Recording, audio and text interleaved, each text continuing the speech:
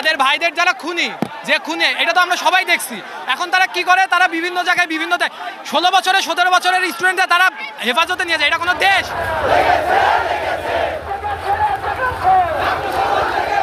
তাকে একটাই দাবি, এখন তাকে পদত্যাগ করতে হবে, তাছাড়া আমাদের কোনো দাবি নেই। এটা হচ্ছে বর্তমানে আমাদের এক দফা এক দাবি, শেখ হাসিনার পদত্যাগ।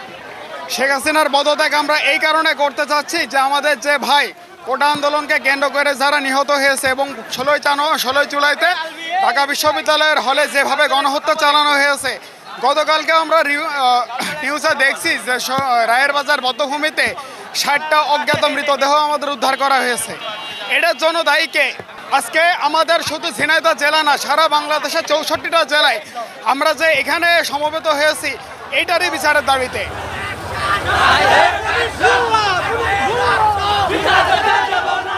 ছাত্ররা আমাদের বড় ভাইরা ঢাকায় তারা এই অন্যায়ের প্রতিবাদে নেমেছিল। তারা তাদের মৌলিক যে অধিকার, যে সাংবিধানিক অধিকার সেটা চেয়েছিল, কিন্তু সেটার বদলতে উল্টো আমাদের বড় ভাইদেরকে হত্যা করা হয়েছে। আমাদের যে 9 দফা আছে, বড় ভাইরা যে 9 দফা দাবি করেছে, তাদের সেই 9 দফা মেনে নিতে হবে।